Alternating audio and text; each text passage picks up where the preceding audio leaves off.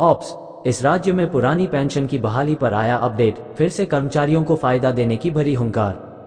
केंद्र और राज्य सरकार के कर्मचारियों की तरफ से लगातार पुरानी पेंशन को लेकर मांग की जाती रहती है।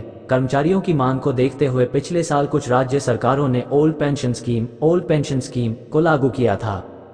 ऑप्स अपडेट, केंद्र और राज्य सरकार के कर्मचारियों की तरफ से लगातार पुरानी पेंशन को लेकर मांग की जाती रहती है। कर्मचारियों की मांग को देखते हुए पिछले साल कुछ राज्य सरकारों ने ओल्ड पेंशन स्कीम को लागू किया था। अब कर्नाटक के शिक्षा मंत्री मधु बंगारपा ने कहा कि राज्य सरकारी कर्मचारियों के लिए पुरानी पेंशन स्कीम को फिर से शुरू करने के लिए फिर से तैयार है। उन्होंने बताया कि राज्य में 500 नए कर्नाटक पब्लिक स्कूल खोलने का भी प्लान कर रही है।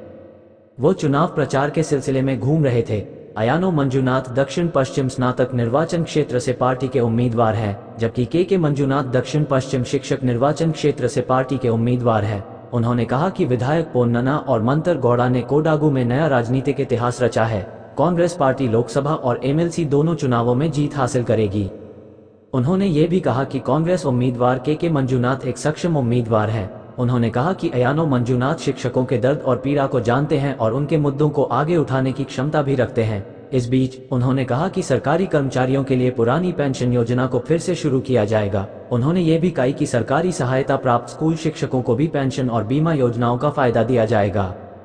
बजट सेशन 2024, मोदी 3.0 का पहला बजट 23 जुलाई को राष्ट्रपति द्रौपदी मुर्मू ने बजट सत्र को दी मंजूरी। उन्होंने कहा कि सरकारी स्कूलों में खाली शिक्षकों के पद भरे जाएंगे। उन्होंने कहा 12,000 टीचर्स की नियुक्ति की गई है और वे जल्द ही अपना कार्यभार संभालेंगे। सरकारी सहायता प्राप्त स्कूलों को मजबूत करने के लिए कदम उठाए जाएंगे।